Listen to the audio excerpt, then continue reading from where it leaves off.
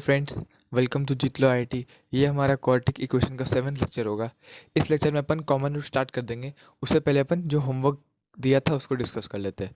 आप सबको ये आया होगा, ठीक है। देखते थे यहाँ पे जो अपन ने लास्ट क्लास में जो प्रॉपर्टी देखा था, वो प्रॉपर्टी क्या था कि अगर कोई भी डिग्री 2 से बड़ा कोई भी पॉलिनॉमियल हो, ठीक है, उसके कोफिशिएंट्स क्या हो, रेशनल हो, कोफिशिएंट्स रेशनल हो, तो उस केस में जो रूट्स आएंगे, अगर वो इरेशनल रूट्स आ रहा है तो वो क्या आएगा, पेयर में आएगा। मतलब अगर एक रूट 3 + √5 गिवन है तो दूसरा रूट क्या हो जाएगा, 3 - √5।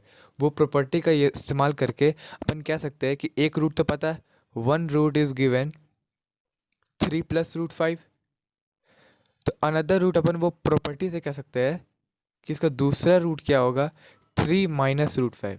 ये हम प्रॉपर्टी से कह सकते हैं क्योंकि पेयर में आएगा, कोफिशिएंट्स रेशनल है, प्रॉपर्टी याद आ रहा होगा, ठीक है। अब देखिए यहाँ पे दो रूट्स मिल गए, ठीक है। तो इन दोनों रूट से कोई एक क्वाड्रेटिक इक्वेशन तो बना होगा ना। तो उन क्वाड्रेटिक इक्वेशन को देखते हैं कौन सा क्वाड्रेटिक इक्वेशन बना होगा। बेसिकली उससे क्या करेंगे हम, इससे उसको डिवाइड कर देंगे, एक नया क्वाड्रेटिक इक्वेशन आएगा, उसको फैक्टराइज करके सारे रूट्स निकाल लेंगे, ठीक है। तो इससे क्वाड्रेटिक इक्वेशन क्या बनेगा, इसका जो सम ऑफ रूट्स है वो क्या आ रहा है, 6, और प्रोडक्ट ऑफ रूट्स क्या आ रहा है, a + b, a - b, मतलब a² - b²। 3 का स्क्वायर 9 माइनस √5 का स्क्वायर 5, मतलब 3 - 5 इज, सॉरी 9 - 5 इज 4। तो ठीक है, तो इससे क्वाड्रेटिक इक्वेशन क्या बना, x² minus sum of roots into x plus product of root, ठीक है। तो ये क्वाड्रेटिक इक्वेशन आया। अब जब इस क्वाड्रेटिक इक्वेशन को इससे डिवाइड करेंगे तो वो कंप्लीटली कटना चाहिए। तो बढ़िया से इसको डिवाइड कर लेते हैं, ठीक है। -102x प्लस 52 से डिवाइड करें। अब देखिए डिवाइड करने का एक टेक्निक बताता हूँ, ये आप कॉमन लॉन्ग डिवीजन मेथड से आप निकाल सकते हैं, ठीक है। लेकिन जो टेक्निक होता है शॉर्ट करने में, वो टेक्निक क्या है उसको देखते हैं, ठीक है। टेक्निक, तो ये देखिए क्या है, ये तो पता है कि ये इसको कम्प्लीटली डिवाइड करेगा क्योंकि दोनों फैक्टर से बना है ये। तो ऐसा करने में x² - 6x प्लस 4, ठीक है। यहाँ पर क्या है, x की पावर 4, हमको एक्चुअल में जनरेट ये करना है ना।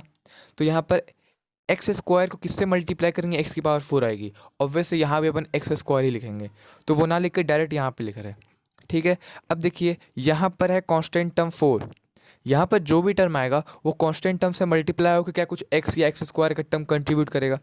लेकिन यही कांस्टेंट टर्म इस इक्वेशन का कांस्टेंट टर्म से मल्टीप्लाई होकर क्या लाएगा, 52 लेके आएगा। तो 52 क्या चीज़ होने पे आएगा, मतलब 13 से मल्टीप्लाई करना पड़ेगा। यहाँ भी प्लस का 4 है, यहाँ प्लस का 52 है, मतलब यहाँ पे प्लस का 13 होगा, तब कुछ ऐसा आया होगा। अब बस बच रहा है ये बीच का टर्म, ये क्या होगा वो निकालना है, ठीक है। तो अभी प्लस साइन छोड़ देते हैं, देखते क्या साइन आता है। अब यहाँ पर देखिए टेक्निक क्या है, यहाँ पर इसका सम ऑफ रूट्स क्या आ रहा है, 6 आ रहा है। इसका सम ऑफ रूट्स क्या आ रहा है, 6, ठीक है। और इसका सम ऑफ रूट्स क्या आ रहा है, वो जानते हैं ना, alpha plus beta plus gamma पर डेल्टा इज -b/a, मतलब ये क्या 12 आ जाएगा, ठीक है। तो इसका सम ऑफ रूट्स, अच्छा ये आपको शायद पता नहीं होगा, तो ये अपन नेक्स्ट स्लाइड में देख लेंगे कैसे इसको निकालते हैं, लेकिन आप जान जाइए कि इसका सम ऑफ रूट्स 12 आएगा, ठीक है। अच्छे से एक्सप्लेन कर दूंगा मैं अभी आगे पेज में। देखिए यहाँ पे सम ऑफ रूट्स क्या आ गया, 12 आ गया। यहाँ पर सम ऑफ रूट 6 आ गया। तो यहाँ पर ऐसा क्या होगा कि टोटल मिला कर सम ऑफ रूट 12 आ जाए, मतलब यहाँ कर भी सम ऑफ रूट्स क्या आना चाहिए, 6 आना चाहिए। कैसे आएगा, -6 होगा तभी ना, माइनस माइनस प्लस, तो 6 आ गया सम ऑफ रूट्स, ठीक है। तो अब ये मेरा फैक्टराइज हो गया। अब चेक कर सकते हैं यहाँ पर से, आप फिर से देखिए क्या किया। सबसे पहले यहाँ पर x² को किससे मल्टीप्लाई करते हैं कि x की पावर 4 आता, x² से लिख दिया डायरेक्ट। फिर डायरेक्ट चलेंगे कॉन्स्टेंट टर्म में, तो यहाँ पर 4 है, किससे मल्टीप्लाई करे कि यहाँ पे 52 आ जाए, तो प्लस का 13 से। अब ये बीच वाला कैसा है इसमें सोचना है। तो यहाँ पर का सम ऑफ रूट 6 है और यहाँ पर का टोटल का सम ऑफ रूट 12 है, वो बताऊंगा मैं कैसे, अभी उस पर लेक्चर ले लूँगा। लेक्चर नहीं, एक थोड़ा सा पॉइंट है उसको बता दूंगा। तो यहाँ पर सम ऑफ रूट 6, यहाँ पर सम ऑफ रूट 12। तो यहाँ पर ऐसा कुछ तो हुआ होगा ना कि दोनों का सम ऑफ रूट्स मिला के 6 और 6 12, तो यहाँ पे सम 12 आ गया। तो मतलब यहाँ पर सम ऑफ रूट 6 आया होगा। सम ऑफ रूट 6 करने का मतलब -6x। तो ये क्या हो गया, ऐसे फैक्टराइज हो गया मेरा ये। अब बस इसका फैक्टराइजेशन तो रूट्स पता है, 3 + -√5 आ गया। इसको फैक्टराइज कर लेंगे और इसको फैक्टराइज करने पर क्या आएगा, 3 + -2 आयोटा, ठीक है। सॉल्व कर लीजिएगा, सॉल्व करने में कुछ शायद ऐसा आएगा, ठीक है। अब जो ये वाला था सम ऑफ रूट, उसको देख लेते हैं, ठीक है। अच्छा कंसेप्ट है, उस कंसेप्ट को देखते हैं। तो इस कंसेप्ट में क्या है कि जैसे मान लीजिए कोई भी डिग्री का पॉलिनोमियल, सबसे हम बेसिक से स्टार्ट करते हैं। मान लेते हैं ये a x square plus b x plus c है इज इक्वल टू 0। इसका जो सम ऑफ रूट्स आएगा वो है क्या, सबसे ये सब क्या होता है ना, ऐसे ले आता है। सबसे पहले sum of roots taken two at a time.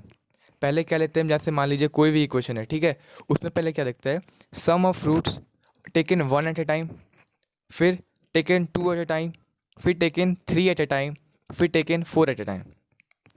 अब जो sum of roots taken 1 at a time वो क्या होगा, वही मान लीजिए अगर बाय क्वालिटी का ही बात करते हैं, ठीक है।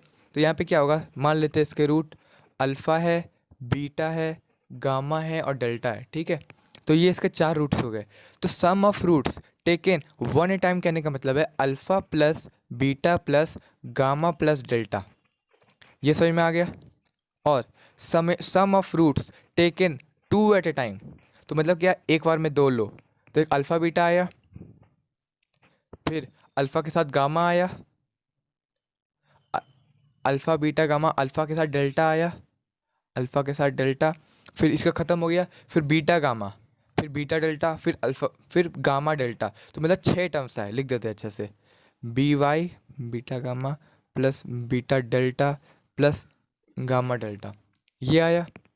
अब तीसरा क्या है, sum of roots taken 3 at a time, मतलब 3 लेना है। तो मतलब एक अल्फ़ा बीटा गामा लिया, अल्फ़ा बीटा डेल्टा लिया, ठीक है, और क्या होगा, अल्फ़ा गामा डेल्टा हो गया, और फिर बीटा गामा डेल्टा, मतलब अल्फ़ा बीटा गामा लिया, फिर अल्फ़ा गामा डेल्टा लिया, alpha gamma delta, alpha beta delta, alpha beta delta लिया, ठीक है, प्लस क्या लिया, beta gamma delta, beta gamma delta, एक ये आया। और फिर क्या है लास्ट में, sum of roots taken 4 at a time. 4 मतलब चारों को एक बार लेना है, तो बस क्या आ गया, अल्फ़ा बीटा गामा डेल्टा, ठीक है। तो कुछ ऐसा आ गया। अब देखिए मुझे इन चारों का वैल्यू निकालना है, इन चारों का वैल्यू निकालना है। तो उस तरीका क्या है, याद रखेंगे कि अगर sum of roots taken 1 at time बोले तो हम अल्टरनेट में चलेंगे। सबसे पहले लगा देंगे माइनस बाय ए, सब में लगा देंगे माइनस बाय ए, माइनस के बाद प्लस आएगा, फिर आएगा माइनस, फिर आएगा प्लस, बाय ए सब में लगा देंगे, बाय ए सब में, मतलब कोफिशिएंट ऑफ जो हाईएस्ट डिग्री का जो कोफिशिएंट है वो सब में नीचे लेके आ जाएंगे, ठीक है। और अल्टरनेट चलेंगे, sum of roots taken 1 time में साइड में माइनस लगा देंगे, sum of roots taken 2 at a time में प्लस लगा देंगे, sum of roots taken 3 at a time में फिर माइनस, और sum of roots taken 4 at a time में क्या लग जाएगा, plus, minus plus minus plus, alternate, ठीक है। अब यहाँ पर सम ऑफ रूट्स में यहाँ आ जाएगा बी, यहाँ आ जाएगा सी, यहाँ आ जाएगा डी, यहाँ आ जाएगा ई। अब ये ए बी सी डी क्या है, a x square plus b x cube plus c x sorry a x की पावर 4 प्लस बी एक्स की पावर 3 प्लस सी एक्स की power 2 plus d x plus e. तो ये आ गया constant term upon ए। ये क्या है, coefficient of x upon a, और ये क्या है, coefficient of x square upon a, और ये क्या है, कोफिशिएंट ऑफ एक्स की पावर 3 अपॉन ए, ठीक है। ऐसा हो गया एक्स की पावर 3 अपॉन ए, हाँ ठीक है। तो इन तरीका से निकाल जाता है। सेम मान लीजिएगा बाय क्वालिटी की जगह 5 डिग्री का होता तो यहाँ पे 5 रूट्स आ जाते हैं। ये पता है ना कि जितने रूट्स, लिख देता हूँ, जितने रूट्स सॉरी जितना डिग्री का पॉलिनोमियल, जितना डिग्री का पॉलिनोमियल उतने रूट्स, ठीक है। अगर 5 डिग्री का पॉलिनोमियल है तो उसके 5 रूट्स होंगे, 6 डिग्री पॉलिनोमियल है तो 6 रूट्स होंगे, तो ठीक है। अगर मान लीजिए 5 डिग्री का होता तो 5 आ जाते, ए बी सी डी ई आ जाता, ठीक है। तो वहाँ पर sum of roots taken 1 at a time, a plus b plus c plus d plus e आ जाता। Sum of roots taken 2 at a time, alpha beta beta gamma, ठीक है, ऐसा करके आ जाता। फिर taken 3 at a time, taken 4 at a time, और उसमें टेकन 5 एट ए टाइम। फिर वही कंसेप्ट, माइनस लगाता प्लस लगाता, माइनस लगाता प्लस लगाता, माइनस लगाता, ठीक है। बाय ए मतलब कोफिशिएंट ऑफ जो हाईएस्ट डिग्री का कोफिशिएंट है वो लिख दिया। फिर सीरीज चलती गया B C D E, B C D E, ऐसे करके अपन निकाल सकते हैं। समझ में आया, ये कंसेप्ट के लिए ये क्वेश्चन लिया था। अब अपन देखते हैं कॉमन रूट्स प्रॉब्लम। तो टॉपिक क्या है, कॉमन रूट। कॉमन रूट कहने का मतलब क्या हुआ कि आपको कोई दो क्वाड्रेटिक इक्वेशन दे देंगे और बोलेगा क्या कि इनका एक रूट कॉमन है, इनका दो रूट कॉमन है, और फिर आपको कंडीशन जनरेट करना पड़ेगा, ठीक है। तो या तो कंडीशन गिवन होगा, आपको उससे कुछ रिलेशन निकालने बोला जाएगा। तो सबसे पहले कोई भी क्वाड्रेटिक इक्वेशन के रूट्स तो दो होंगे, कोई भी क्वाड्रेटिक इक्वेशन के रूट्स क्या होंगे, दो होंगे। या कोई एक बराबर होगा या दोनों बराबर होते, यही दो कंडीशन है।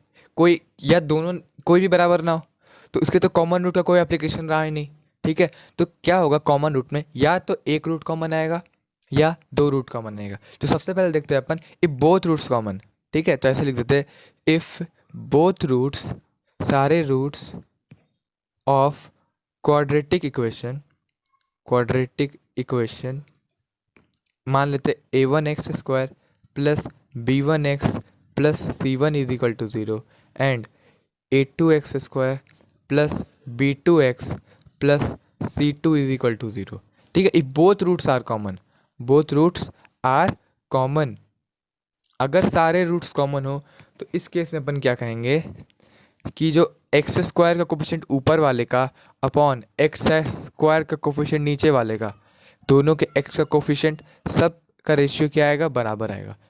सबका रेशियो क्या आएगा, बराबर आएगा। कुछ याद कीजिए क्लास 10 में लीनियर इक्वेशन में कुछ था ना, पैरेलल अगर हो तो क्या कह रहे थे, ऐसे ही कुछ कह रहे थे, कोफिशिएंट को बराबर कर देते थे, ठीक है। कुछ याद आया? तो देखिए वही है ये। इसमें एक्चुअल में क्या हो रहा है देखने को मिलेगा, दोनों रूट कॉमन है, मतलब क्या हुआ, दोनों इक्वेशन ही सेम है। ऐसा हो ही नहीं सकता है। जैसे मान लीजिए एक है x square plus three x plus two equal to zero, इसके रूट्स क्या आएंगे, माइनस टू माइनस वन, ठीक है। फैक्टराइज करके देख लीजिएगा यही आएगा। तो आपको मान लीजिए अब बोल दिया क्या कि इसका रूट्स क्या होगा, two x square plus six x plus four, इसके रूट्स भी क्या आएंगे, minus two comma minus one ही तो आएंगे ना। और ये एक्चुअल में लिखा हुआ क्या है, ये जो टर्म है वो एक्चुअल में लिखा हुआ क्या है, ये क्या लिखा हुआ है, टू कॉमन लेके x square plus three x plus to, कुछ ऐसा ही तो लिखा हुआ है। मतलब क्या हुआ, टू से ही कॉमन रेशियो मल्टीप्लाई कर दिया है, तो रूट्स में तो कोई अंतर नहीं आएगा। तो इसलिए इसको ले लिया क्या, one by two is equal to three by six is equal to two by four, तभी ना कॉमन रूट का कंडीशन आया। तो यहाँ पर से कॉमन रूट कंडीशन अपन डिराइव कर लिए, समझ लिए, ठीक है। तो इसे क्वेश्चन देख लेते हैं, सिंपल सा क्वेश्चन है। तो क्वेश्चन देखिए क्या गिवन है कि if both roots of quadratic equation, कोई क्वाड्रेटिक इक्वेशन है उसके बोथ रूट्स क्या है, क्वाड्रेटिक इक्वेशन देख लेते हैं, p x square plus four x plus q is equal to zero and एक और क्या है, nine x square plus p x plus fifteen is equal to zero, ठीक है, आर कॉमन, ठीक है। सवाल समझ में आ गया। अब इसके बाद पूछ क्या रहा है, फाइंड वैल्यू या values of P and Q. Simple सवाल है, बेसिक कंसेप्ट है। यहाँ पर बोथ रूट्स कॉमन है, तो बोथ रूट कॉमन मतलब ये कंडीशन लगा देते हैं। ये कंडीशन लगाने पे क्या आया, p upon nine is equal to four upon p is equal to q upon fifteen. अब इसे सॉल्व करना सब जानते हैं, ठीक है। एक बार इन लोग दोनों को ले लेते हैं। इन लोग दोनों को लेने में क्या आएगा, फर्स्ट एंड सेकेंड इक्वलिटी को ले रहा हूँ मैं, तो इससे क्या मिलेगा मुझे, p मिल जाएगा। तो क्या आ जाएगा, p square is equal to 36। तो इससे क्या मिला, p या तो 6 होगा या p माइनस सिक्स होगा।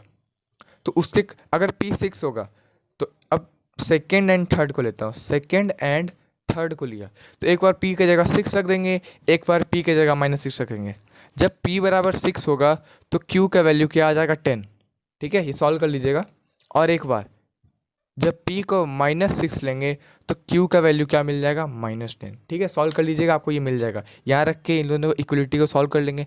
60 बाय सिक्स 10, माइनस सिक्स आ गया तो 60 बाय माइनस सिक्स माइनस 10, ठीक है। तो अपन को पी क्यू के दो ऑर्डर्ड पेयर मिले, इसलिए बोला वैल्यू या वैल्यूज़। तो पी कॉमा क्यू के कौन कौन ऑर्डर्ड पेयर आए, क्या वो 6 कॉमा 10 होंगे या वो माइनस सिक्स कॉमा माइनस 10 होंगे।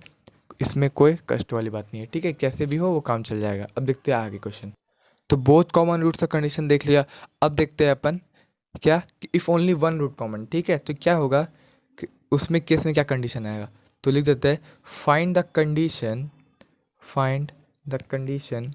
व्हेन क्वाड्रेटिक इक्वेशन, कोई क्वाड्रेटिक इक्वेशन है, a one x square plus b one x plus C1 is equal to 0 and एक और क्या है A2x² plus B2x plus C2 is equal to 0। C1 A1 A2 C1 सब क्या है, सारे कोफिशिएंट्स है और सारे रियल्स होंगे, ठीक है, सारे रियल होंगे। तो कंडीशन क्या फाइंड करना है, when quality question have exactly one root common, exactly one root common, एक रूट कॉमन की क्या कंडीशन होगी बताना है। तो अब इसमें देखते क्या कंसेप्ट है। तो मान लेते हैं इसका रूट्स क्या होंगे, अल्फ़ा बीटा मान लिया, अल्फ़ा बीटा। तो इसका रूट क्या होगा, एक अल्फ़ा, क्या पता है गामा हो, ठीक है, अपन को नहीं पता, लेकिन अल्फ़ा कॉमन होगा ही होगा। तो जब एक बार इसमें जब अल्फ़ा रखा तो इसको भी वो साइमल्टेनियस जीरो करेगा और अल्फ़ा रखने में इसको भी जीरो करेगा, मतलब अल्फ़ा रखने पर simultaneously both equation will equal to zero, ठीक है। तो अल्फ़ा रख दिया तो A1 alpha square plus B1 alpha plus C equal to zero, और यहाँ पर से आ जाएगा A2 alpha square plus B2 alpha plus C1 और ये C2 is equal to zero. अब यहाँ पर क्या कंसेप्ट है, या इसे आप सॉल्व कर ले, सॉल्व करने का मतलब A1 A2 से ऊपर नीचे मल्टीप्लाई कर ले, सॉल्व कर निकाल ले, या आप यहाँ पर क्रॉस मल्टीप्लिकेशन मेथड भी ला सकते हैं, cross multiplication method, cross multiplication method. अब क्रॉस मल्टीप्लिकेशन मेथड कैसे लगाया उसको समझते हैं। ये एक्चुअल में अल्फा स्क्वायर क्या है, कोई मान लेते कोई वाई होगा और ये एक्स हो गया, तो ये एक्स वाई बन गया linear equation in two variable type, बन गया ना। दूसरा अपन ने सीखा था ना क्लास 10 में क्रॉस मल्टीप्लिकेशन मेथड, तो क्या आएगा अल्फा स्क्वायर अपॉन इसको छिपा के B1 C2 minus B2 C1, कुछ ऐसा आता था, इज इक्वल टू अल्फा रखा upon C2 C1 A2 C1 A2 minus C2 A1 is equal to 1 upon A1 B2 minus A2 B1, कुछ ऐसा था। इसमें से आप एक से अल्फ़ा निकल गया इन लोगों को सॉल्व करने में, और एक से अल्फ़ा निकल गया इसको सॉल्व करने में, और इसे आप सॉल्व फॉर अल्फ़ा, इसे अपन अल्फ़ा के लिए सॉल्व कर सकते हैं। समझ में आया, ये बेसिक आइडिया मिल गया क्या, जब एग्जैक्टली वन रूट कॉमन हो। समझ में आया, क्रॉस मल्टीप्लिकेशन में तो आसान होता है ना, इसका आंसर लगा दिया जाता है, ठीक है। अब अपन क्वेश्चन देखते हैं इन पर। तो पहला क्वेश्चन है ये, find the possible real value या values of k for which quadratic equation x² minus 5x and x² minus 2kx minus 3 is equal to 0 have a common root. अब यहाँ पर क्या है, ये सवाल थोड़े से आसान होते हैं, इसका आंसर में थोड़ा सा ट्रिकी बनाने के लिए बताता नहीं है कि एक रूट कॉमन है या दो रूट कॉमन, वो बोल देगा अ रूट कॉमन। अब यहाँ से आपको समझना जिम्मेदारी है कि क्या एक रूट कॉमन होंगे कि क्या दो रूट कॉमन होंगे, ठीक है। तो उसको अपन एनालिसिस करके अपन देखेंगे कि क्या एक रूट कॉमन है या दो रूट कॉमन है। उससे पहले इसमें क्या होगा, जब ऐसे क्वेश्चन दिख जाए जहाँ पर एक इक्वेशन में कोई भी वेरिएबल ना हो एक्स्ट्रा, तो इसके रूट्स ही निकाल ले। तो इसका रूट्स क्या मिल जाएगा, x² माइनस 5x प्लस 6 के रूट्स क्या आ जाएंगे, 2 और 3 आ जाएंगे। काफ़ी एक्सपीरियंस इसे निकालने का, x² minus 3x minus 2x plus 6 करके फैक्टराइज करके x को दो रूट्स आ गए, या तो 2 या तो 3। अब हैव अ कॉमन रूट बोल रहा है, तो इसका मतलब या तो इसका रूट 2 होगा या इसका रूट 3 होगा या दोनों होगा, ठीक है। तो इसमें क्या है कि जब x बराबर 2 रखेंगे, मान लेते हैं, मान लिया क्या कि पहला let 2 be the common root, 2 be the common root, क्योंकि अपन को स्पेसिफाई नहीं किया है कि क्या एक रूट कॉमन है क्या दो रूट कॉमन है, ठीक है। इस कारण से मान लेते हैं क्या let 2 be the common root, तो 2 इसको सेटिस्फाई करना चाहिए, तो सॉल्व कर लेंगे। तो ये इक्वेशन नंबर 2 मान लिया, इसको इक्वेशन नंबर 1 मान लिया, तो पुट 2 इन इक्वेशन 2, इक्वेशन 2 में 2 रखने में 0 आना चाहिए, तो 2 का square 4 minus 4x minus 3 equal to 0। तो इससे क्या आया, x is equal to 1/4, x is equal to 1/4, x नहीं सॉरी k था ना, 2kx, ठीक है। k का वैल्यू क्या आ गया, 1/4 आ गया, ठीक है, कोई दिक्कत नहीं है। तो ये कब रखा है, जब दो इसका कॉमन रूट होता, तो उस केस में जब रखा 2 को तो क्या आ गया, k का वैल्यू 1/4 आ गया। लेकिन ये तो माना है, अब ऐसा भी कोई मान सकता है सर नहीं, let 3 be the common root, 3 be the common root. जब 3 कॉमन रूट होगा तब क्या होगा, 3 रख देंगे, पुट 3 इन इक्वेशन 2, इक्वेशन 2 में x इज इक्वल टू 3 रख देंगे, put x is equal to 3 in equation 2। तो 3 रखा, 3 का square 9 minus 6x minus 3 equal to 0। तो इससे क्या मिला, x इज इक्वल टू 1। अरे बार बार मैं x क्यों ले रहा हूँ, k हुआ ना, मिस्टेक हो जा रहा है। k इज इक्वल टू 1, ठीक है, समझ में आ रहा होगा। k था ना, x को 3 रखा, तो 6k माइनस 3 इक्वल टू 0। तो इससे क्या आ गया, k इज इक्वल टू 1। तो इसका मतलब या k का वैल्यू 1 होगा या k का वैल्यू 1/4 होगा, डिपेंडिंग ऑन कंडीशन कि क्या इसका 2 कॉमन रूट है कि क्या इसका 3 कॉमन रूट है। समझ में आया। अब देखते हैं नेक्स्ट टाइप क्वेश्चन जो काफ़ी अच्छा है। और तो ये क्वेश्चन है, ये क्वेश्चन काफ़ी अच्छा है, इसमें आपको नया चीज़ जानने को मिलेगा। वो क्या मिलेगा उसे देखते हैं। तो क्वेश्चन क्या है, ax² plus bx plus c is equal to 0। इसमें क्या गिवन है कि a b c नेचुरल है, ठीक है, and x² plus 4x plus 5 is equal to 0 have a common root. इसका एक रूट कॉमन है, हैव अ कॉमन रूट। तो आपको a plus b plus c का मिनिमम वैल्यू फाइंड करना है। तो सेम समझना है इंपॉर्टेंट बात कि क्या एक रूट कॉमन है, क्या 2 रूट कॉमन है, इसका नहीं समझते। तो सबसे पहले तरीका क्या बोलता है, अगर इसका सारा कोफिशिएंट्स खाली है, कोई भी वेरिएबल नहीं है, तो इस केस में क्या करेंगे, इसके रूट्स निकाल लेंगे। इक्वेशन नंबर 1 के रूट्स क्या होंगे, रूट्स क्या होंगे। तो सबसे पहले इसका डिस्क्रिमिनेंट चेक कर लेते हैं। डिस्क्रिमिनेंट क्या हो गया, 4 का स्क्वायर 16 माइनस 5 4 20, मतलब -4 आ गया ना, 4 का स्क्वायर, हाँ, दैट इज लेस देन 0। बस अगर ये किसी को समझ में आ गया, इसके बाद वो जज करना आसान हो जाएगा। डिस्क्रिमिनेंट क्या आ गया, लेस देन 0। तो जब डिस्क्रिमिनेंट लेस देन 0 आ गया, तो इसका मतलब क्या हुआ, अगर इसके रूट्स क्या होंगे, कंजुगेट पेयर में आएंगे। मतलब अगर एक रूट a प्लस आयोटा बेटा, तो दूसरा क्या हो जाएगा, मान लेते हैं, अगर रूट तो निकाल भी सकते हैं, इसमें कोई दिक्कत वाली बात नहीं है, लेकिन उतना मेहनत क्यों करना, समझना है। मान लेते हैं अगर एक root a plus iota beta, आयो बी मान लेते हैं, बाई ए नहीं मान सकता, अल्फा प्लस आयोटा बीटा मान लिया, तो दूसरा रूट क्या हो जाएगा, अल्फा माइनस आयोटा बीटा हो जाएगा। कंजुगेट पेयर बताया था ना। तो अब यहाँ पर देखिए, ये जो ax² plus bx plus c have a common root, मतलब इसका रूट या तो ये होगा या तो ये होगा, ठीक है। तो ये जो ax² plus bx plus c equal to 0, इसका रूट एक केस में मान लिया अल्फा प्लस आयोटा बीटा, अगले केस में क्या मान लिया, अल्फा माइनस आयोटा बीटा, ठीक है। ये मान लिया, मानने में कोई दिक्कत वाली बात नहीं है, ठीक है। तो अब जब इसको एक root alpha plus iota beta माना, तो दूसरा रूट क्या होगा, उसको कैसे समझेंगे हम, उसको ऐसे समझेंगे हम कि इसके क्या है, कोफिशिएंट्स रियल है, नेचुरल गिवन है, लेकिन उसके साथ रियल तो होंगे ही होंगे। और चूंकि कोफिशिएंट्स रियल है और एक रूट आयोटा में मतलब इमेजिनरी आ गया, तो दूसरा रूट को उसका कंजुगेट होना पड़ेगा। ये अपन जानते हैं, वो प्रॉपर्टी पढ़ा हुआ है नेचर ऑफ रूट्स में। तो इसका मजबूरी में दूसरा root alpha minus iota beta आ गया। तो देखो बोथ रूट्स कॉमन आ गया, both roots common, both roots common, इससे आ गया। चलो अब नेक्स्ट कंडीशन देखते हैं। जब एक root alpha minus iota beta होगा, तो उस केस में क्या होगा, कोफिशिएंट्स फिर से रियल है, एक रूट अगर अल्फा माइनस आयोटा बीटा है, तो कंजुगेट पेयर होना पड़ेगा। अगर होना पड़ेगा तो दूसरा रूट को अल्फा प्लस आयोटा बीटा होना पड़ेगा। समझ में आया कैसे किया। तो इस कंडीशन में भी क्या आ गया, both roots common, both roots common. तो ये दोनों कंडीशन है, मुझे क्या बोली कि नहीं भाई, इसके और इसके दोनों रूट कॉमन होंगे। तो अब बस अगर कंक्लूड कर लिए कि इसके बोथ रूट्स कॉमन है, तो हम कह सकते हैं क्या, a/1 is equal to b/4 is equal to c/5, ठीक है। तो इससे a/b/c क्या मिल गया मुझे, 1/4/5। ये कंक्लूड कैसे किया, ये समझ में आना चाहिए आपको, क्योंकि बोथ रूट्स कॉमन होंगे। नहीं समझ में आया तो फिर से रिवाइंड करके देखिए कैसे बोला मैंने, अगर नहीं सब फिर से एक बार देख ही लेते हैं। अगर एक root alpha plus iota beta, दूसरा रूट मान लिया अल्फा माइनस आयोटा बीटा, क्यों माना कि इसका डिस्क्रिमिनेंट लेस देन 0 है, इसका डिस्क्रिमिनेंट लेस देन 0 है, तो इमेजिनरी रूट्स आ गए, alpha minus iota beta, alpha plus iota beta, ठीक है। तो उस केस में क्या हो जाएगा, एक रूट अगर अल्फा प्लस आयोटा बीटा मान लिया, तो मजबूरी में, क्योंकि ए बी सी तीनों क्या है, नेचुरल को बिलोंग करें, नेचुरल तो मतलब रियल तो होंगे ही होंगे, तो दूसरा रूट को मजबूरी में अल्फा माइनस आयोटा बीटा होना पड़ेगा कंजुगेट पेयर से।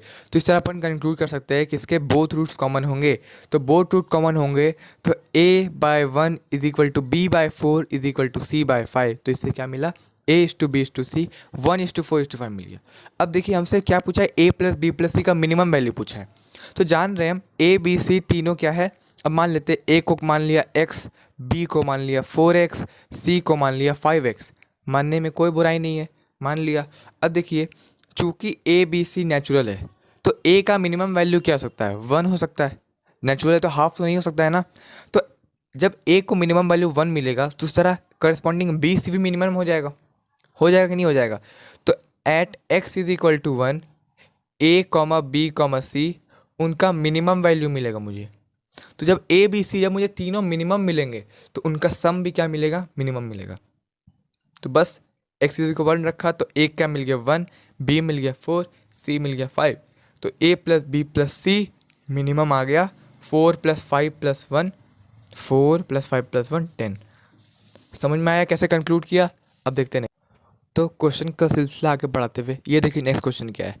क्वेश्चन है 2x² plus a x 3x² plus a x plus 1 is equal to 0 and 2x² plus b x plus 1 is equal to 0 have a common root. यहाँ भी वही बात, have a common root. तो आपको find करना है 2a² plus 3b² minus 5ab। मतलब ये वैल्यू फाइंड करना है। इसका मतलब कहीं ना कहीं ये वैल्यू जनरेट होगा ही होगा। ठीक है, तो यहाँ पर वही जज करना पहला काम है, क्या एक रूट कॉमन होंगे, क्या बोथ रूट कॉमन होंगे। यहाँ पर तो अपन पहले ऐसा टेक्निक नहीं ला सकते कि एक देख लेते इसमें सारा, ऐसा भी नहीं है। तो वही पहले चेक करेंगे क्या बोथ रूट कॉमन कंडीशन आ रहा है क्या। तो वो कंडीशन नहीं दिख रहा है। 3/2 is equal to a by b but is not equal to 1। ठीक है ना, 1 के बराबर नहीं ना है। तो इस कारण से कह सकते हैं हम both roots common condition apply नहीं है। बोथ रूट्स कॉमन ऐसा हम नहीं कह सकते, बोथ रूट्स कॉमन हम नहीं कहेंगे। तो इस केस में क्या होगा, ओनली सिंगल रूट कॉमन। तो मान लिया अल्फ़ा अल्फ़ा, कोई अल्फ़ा ही कॉमन हो सकता है ना। तो इसके बाद से अपन कह सकते हैं कि वही अल्फ़ा कॉमन होगा। तो लिखेंगे क्या, 3α² plus a alpha plus 1 is equal to 0 और एक 2α² plus b alpha plus 1 is equal to 0। और वही अपन का जो तरीका है क्रॉस मल्टीप्लिकेशन मेथड से सॉल्व कर लेते हैं, सिंपल हो जाएगा। α² upon a minus b is equal to alpha upon alpha 2 minus 3 that is -1 is equal to 1 upon 3b minus 2a, 3b minus 2a। एक बार इन लोग को सॉल्व किया तो इससे अल्फ़ा का वैल्यू क्या आया, b माइनस a। ठीक है, आप सॉल्व कर लीजिएगा। एक बार इसको सॉल्व करने में आया, ठीक है। और एक बार जब इनको सॉल्व किया तो अल्फ़ा क्या आया, 1/2a माइनस 3b, ऐसा आया कुछ। अब हमसे तो अल्फ़ा का वैल्यू नहीं पूछा है, अपन से क्या पूछा है, इसका वैल्यू। तो चूंकि दोनों अल्फ़ा तो बराबर ही होंगे, ऐसा नहीं है कि अल्फ़ा अलग अलग आ जाएगा। तो इसको क्या कर लेंगे, इक्वेट। तो यहाँ से क्या आ जाएगा, b minus a is equal to 1/2a minus 3b, 1/2a minus 3b। और इसे जब आप सॉल्व करेंगे तो आपको ये वैल्यू जनरेट हो जाएगा -1। ठीक है, सॉल्व कर लीजिएगा और इसका वैल्यू क्या आ जाएगा, -1। ठीक है, तो इसका वैल्यू क्या आ गया, -1। समझ में आया। अब आगे देखते हैं। तो देखिए ये क्वेश्चन क्या है, a, b, c belongs to R and the equation this and this have two common roots। अब देखिए यहाँ पे ये क्वाड्रेटिक है, ये क्यूबिक है और इसके 2 रूट्स कॉमन है। तो आपको प्रूव करना है a is equal to b is equal to c. ये आपका SW रहेगा। इसे करके कमेंट बॉक्स में बताए कि यस सर प्रूव हो गया। ठीक है, अब नेक्स्ट क्लास में अपन देखेंगे, ग्राफ देखेंगे और इस क्वेश्चन को डिस्कस करके ख़त्म कर देंगे। आगे देखते हैं। Thank you.